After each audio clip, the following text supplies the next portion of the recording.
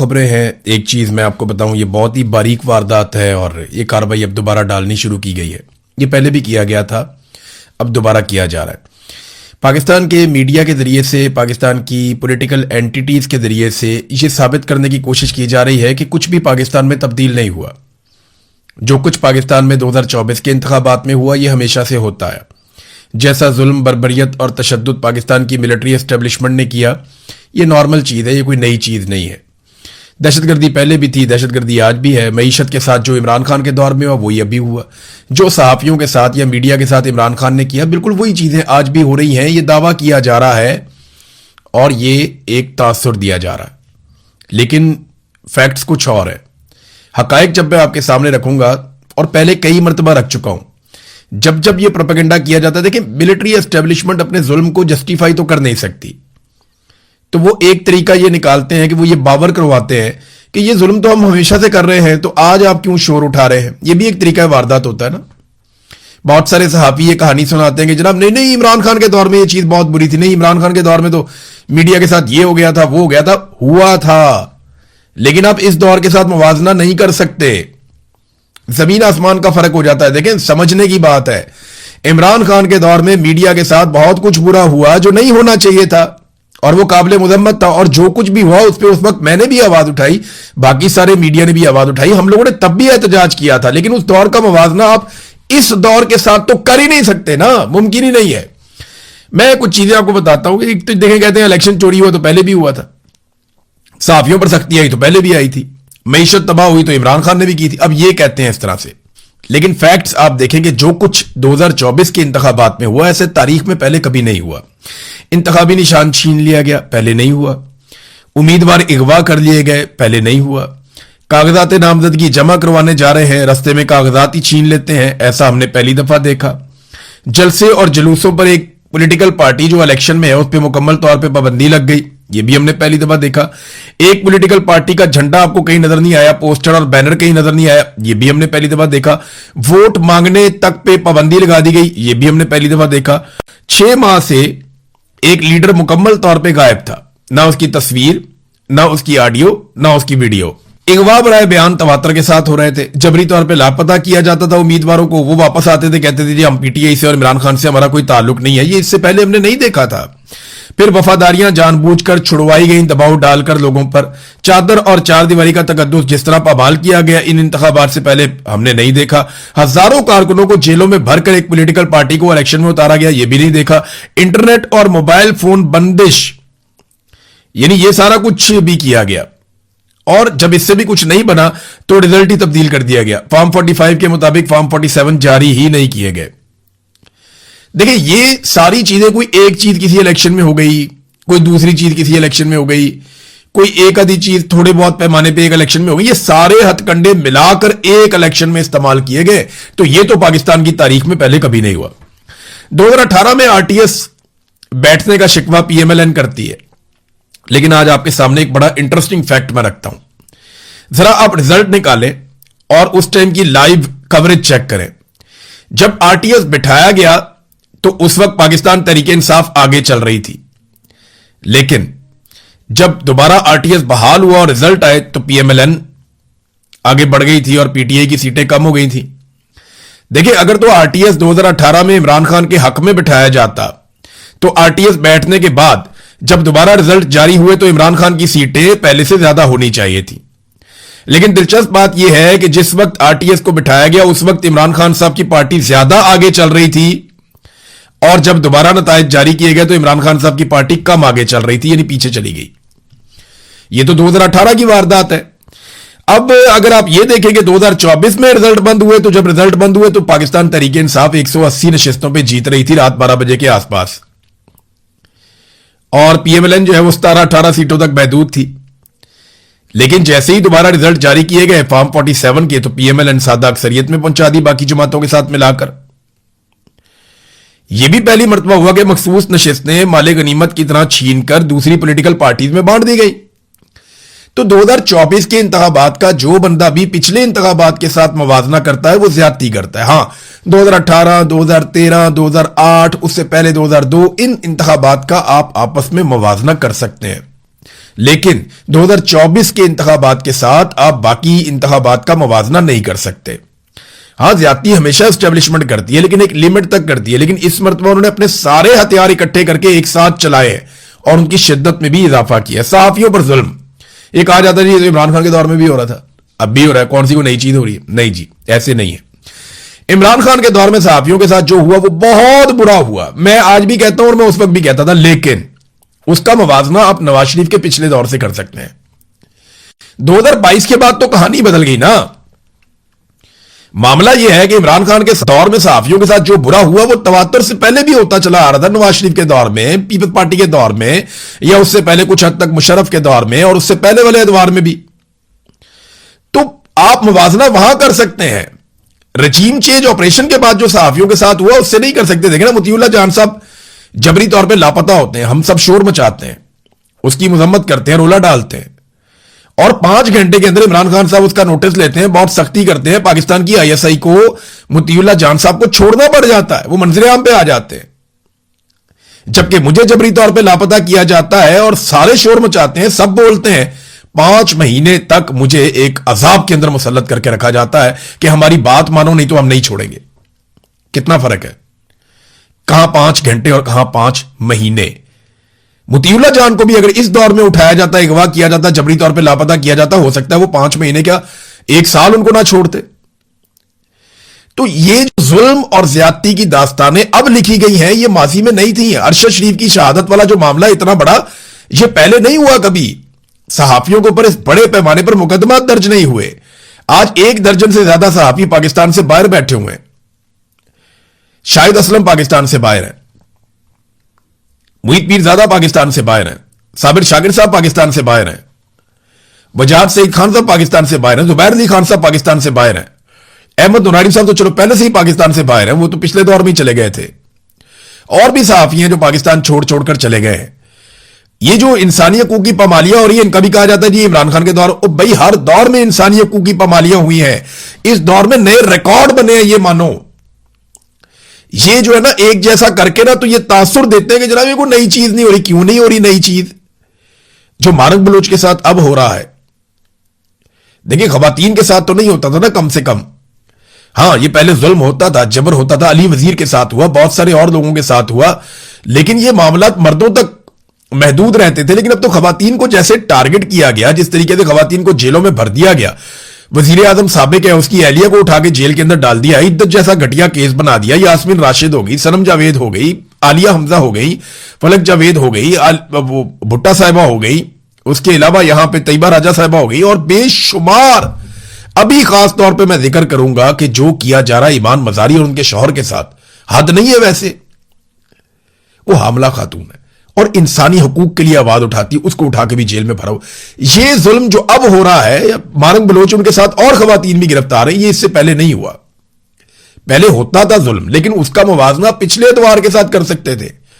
जबरी गुमशुदगियां जिस तरीके से अब हथियार बना ली गई हैं कि वुकला को भी, सहाफियों को भी, शायरों को भी, हर एक को जबरी तौर पर लापता कर देते हैं, ये तो माजी में नहीं होता था। तो मिलिट्री एस्टेब्लिशमेंट ने जो गियर अब लगाया है वो इससे पहले कभी नहीं लगाया था। तो 2024 का आप उसके साथ मुवाजना कर नहीं सकते। अब नॉर्मलाइज करने के लिए ये कहते हैं जनाब मईशत तो इमरान खान के दौर में भी खराब थी, सारे आदादोशुमार आप उठा लें, खासतौर पर जो हुकूमत के अपने आदादोशुमार हैं उनको आप देखें तो गुर्बत और बेरोजगारी के रिकॉर्ड टूट गए हैं, महंगाई के रिकॉर्ड भी इसी दौरे हुकूमत में टूट गए हैं, कर्जे लेने की रफ्तार के रिकॉर्ड भी इस दौरे हुकूमत में टूट गए हैं, शायद आइंदा कोई और ना तोड़ पाए। कम तरीन सरमायाकारी का भी 50 साल रिकॉर्ड टूट गया है। ब्रेन ड्रेन पाकिस्तान में हो रहा है, लोग पाकिस्तान छोड़कर जा रहे हैं, यहां पे भी सारे रिकॉर्ड टूट गए हैं। हालांकि एयरपोर्टों में सख्त निगरानी है, फिर भी लोग पाकिस्तान छोड़ छोड़ के बाहर जा रहे हैं। पाकिस्तान से पैसा बाहर जा रहा है। वजीर दाखिला ने खुद बताया कि $100 अरब 3 साल के अंदर मनी लॉन्डर हो गए पाकिस्तान से। ये सब हम देख रहे हैं ना, बिजली की कीमतें हों या पेट्रोल की कीमतें हों, जितने का इमरान खान पेट्रोल बेचता था उतनी तो ये सिर्फ अब लेवी ले रहे हैं, और लेवी में इन्होंने इतना पैसा ले लिया जितना इनको IMF ने नहीं दिया। तब IMF की शरायत आती थी कि जनाब आपने हमारे टारगेट पूरे करने हैं। हमेशा होता था नवाज शरीफ के दौर में, इमरान खान के दौर में, उससे पहले पीपल्स पार्टी के दौर में, मुशर्रफ के दौर में IMF टारगेट्स अपने देता था, ये आपने पूरे करने हैं। उनकी कुछ शरायत आती थी, आपको पूरी करनी पड़ती थी। लेकिन अब क्या हो रहा है, अब नाज़रीन आपका बजट ही IMF बना रहा है। आपको अप्रूवल हर चीज की उनसे लेनी पड़ती है। वो आते हैं आपके जजों को मिलते हैं, वो आते हैं आपकी ब्यूरोक्रेसी को मिलते हैं, वो आते हैं आपके सिस्टम के अंदर जिस चीज पे चाहते हैं वो मुलाकातें करते हैं, और उसके बाद वो बताते हैं कि आपने बजट क्या बनाना है और क्या नहीं बनाना। तो आईएमएफ का मॉडल तो तरक्की वाला है ही नहीं, वो तो मॉडल है लोगों को दबाने वाला, लोगों से टैक्स निकलवाने वाला, और वो फिर आप निकालेंगे क्योंकि वो बैंकिंग का एक पूरा सिस्टम है, वो मईशत को आपकी सपोर्ट नहीं कर सकता, वो आपको खुद करनी थी। दहशतगर्दी का, अच्छा एक और चीज, मल्टीनेशनल कंपनियां पाकिस्तान कितनी छोड़ के चलेगी? फॉरेन इन्वेस्टर्स जो कंपनियां थी वो तकरीबन 90 कंपनियां, कैसर बंगाली साहब ने अभी एक फैक्ट सामने रखा कि वो भी छोड़कर चले गए। बड़ी बड़ी मल्टीनेशनल कंपनियां जो पाकिस्तान के अंदर काम करती थी, आप बड़े फख्र से बताते थे, वो पाकिस्तान छोड़कर चली गई, बहुत सारे लोग बेरोजगार हो गए। ये इस दौर में हुआ, इसका मुकाबला नहीं आप किसी के साथ कर सकते। इमरान खान के दौर में कोरोना भी आ गया, बदतरीन हालतें हो गई, लेकिन आप उसका मुवाजना करना चाहते हैं तो मुशर्रफ के दौर से कर लें, इकोनॉमी में पीपल्स पार्टी या पीएमएलएन का जो दौर था 2013 से 18, उससे कर लें। ये जो अब तबाही है ये कंपेरेबल ही नहीं है, इसका मुकाबला उसके साथ कर ही नहीं सकते। दहशतगर्दी की शिद्दत में जो इजाफा हुआ है, ये पाकिस्तान में एक रिकॉर्ड टूट गया। परवेज मुशर्रफ जिस लेवल पे दहशतगर्दी को छोड़कर गया था, और उसके बाद जो एक वेव आई थी चंद साल के लिए, ये पाकिस्तान वहां पहुंच गया वापस। जितने खौफनाक दहशतगर्दी के वाकयात हुए, आप तमाम अदादुशुमार उठाकर देख लें, और पाकिस्तान की इंटेलिजेंस एजेंसियों को जितना फेलियर हुआ इस मर्तबा, इससे पहले कभी नहीं हुआ, क्योंकि मुशर्रफ ने सारी एजेंसियों को सियासत में लगा दिया था, वो बर्बाद हो गई थी और पाकिस्तान में दहशतगर्दी फैल गई। अब इसी तरह जनरल बाजवा ने और जनरल आसिम मुनीर के दौर में एजेंसियां लग गई सियासी कामों पे, और पाकिस्तान में दहशतगर्दी दोबारा फैल गई। ये उसी तरफ हम वापस पहुंच गए। बीच में किसी दौर में ऐसा नहीं हुआ। हालांकि जब इन दहशतगर्दों को लाकर बसाया जा रहा था 2022 में, तो मैं ऑन रिकॉर्ड हूं, मेरे आप वीलॉग्स उठाकर देख लें अगस्त के, जुलाई के, उन महीनों के, कि मैं बार बार ये बताता रहा और खबरदार करता रहा कि दहशतगर्दों को लाकर बसाया जा रहा, और उसके शवाहिद भी मौजूद थे, लेकिन किसी ने कान नहीं धरे। सिर्फ अपने सियासी फायदे के लिए दहशतगर्दों को ले आए, अब वो गले पड़ा हुआ है, मामला इनसे हल ही नहीं हो रहा। फिर यह भी कहा जाता है कि इमरान खान उसी तरह इक्तदार का भूखा है जैसे नवाज शरीफ और जरदारी और बाकी लोग। देखें, इमरान खान ने उनसे बहुत सख्त जेल काटी है, यह आपको मानना पड़ेगा। जालमो, ये तो मानो वो 3.5 साल से ये तकलीफ बर्दाश्त कर रहा है, 3 साल से वो जेल में है। उसे जिस तरह की जेल में रखा गया है, नवाज शरीफ और जरदारी ने कभी ऐसी जेल सोची भी नहीं। बदतरीन जेल काटकर वो साबित कर रहा है उसकी लड़ाई सिर्फ इक्तदार के लिए नहीं है। अगर इक्तदार के लिए लड़ाई होती तो वो कभी अपनी असेंबलियां ना तोड़ता, वो अपनी 2 हुकूमतें अपने हाथ से ना गिराता। अगर ये इक्तदार के लिए लड़ाई होती तो इमरान खान को बार बार मौका और ऑफर मिलती रही, बल्कि हुकूमत खुद ये कहती रही कि इमरान खान बात ही नहीं मान रहा, या इमरान खान लचक नहीं दिखा रहा, या इमरान खान किसी सौदेबाजी के लिए तैयार नहीं है।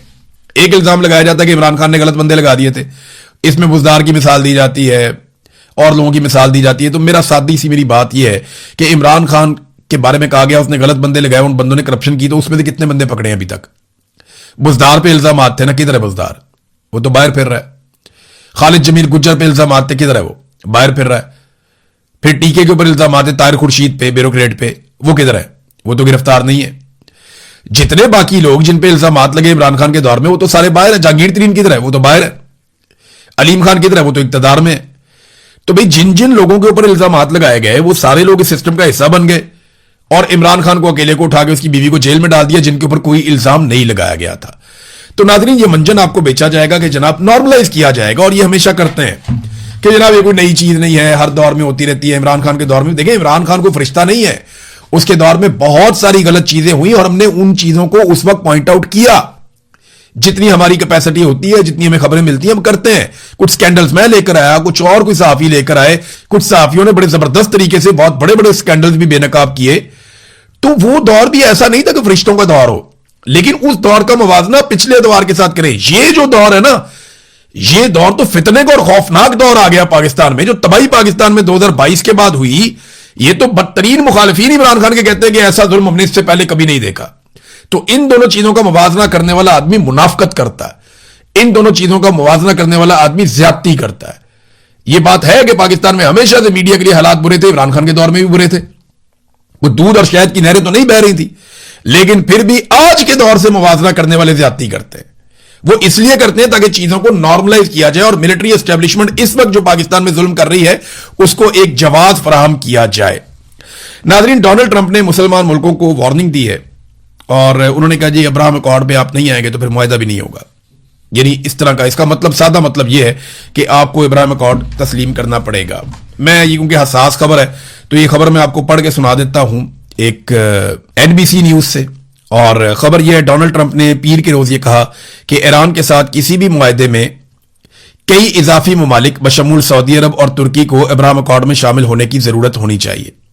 यानी वो ये कह रहे हैं कि अगर ये मुआहदा होगा तो इसके साथ ये वाला मुआहदा भी करें आप। और ये अमरीकी सालसी वाले मुआहदे ये अमेरिका ने 2020 में डोनाल्ड ट्रंप ने शुरू करवाए थे, वो कहते हैं जी वो भी करो साथ में।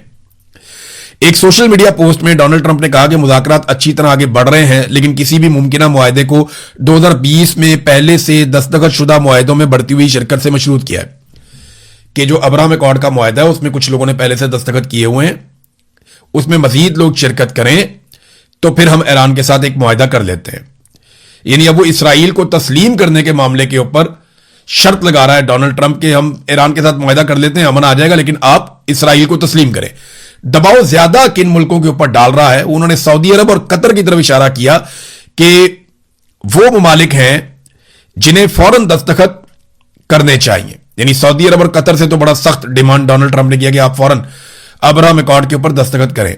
इसके बाद पाकिस्तान, तुर्की, मिस्र और उर्दन, बहरीन और मुत्तहिदा अरब अमारात के उन्होंने नाम लिए, जबकि इनमें से मिस्र, उर्दन, बहरीन और यूएई ये पहले ही जो तस्लीम करते हैं, हम सब जानते हैं कि वो पहले से ही 2020 में इस मुआहदे में शामिल हो चुके हैं। बल्कि इसके अंदर कुछ और ममालिक भी शामिल हो गए थे, जिनमें सूडान भी है, जिसके अंदर कजाकिस्तान भी है, जिसके अंदर एक मुल्क जो है वो मराकश भी है। तो ये कुछ ममालिक पहले शामिल हो गए थे। तो डोनाल्ड ट्रंप ने अब ये कहना शुरू कर दिया, सऊदी अरब का तो मुझे बहुत मुश्किल लगता है, पाकिस्तान का भी मुश्किल लगता है। पाकिस्तान का इन्हिसार इस बात पे है कि अगर सऊदी अरब अब्राहम अकॉर्ड का हिस्सा बन जाता है तो फिर पाकिस्तानी हुक्मरान जो है और एस्टेब्लिशमेंट इस डिबेट को छेड़ेगी कि जनाब क्योंकि सऊदी अरब ने कर लिया तो जब अरबों को एतराज नहीं है तो हमें क्या एतराज है, हम तो अपने भाइयों के साथ खड़े हैं। तो ये फलस्तीन की बेहतरी के लिए, एक नए मुस्तकबिल की तलाश के लिए और फलस्तीनी रियासत के क्याम के लिए हम इसका हिस्सा बन रहे हैं।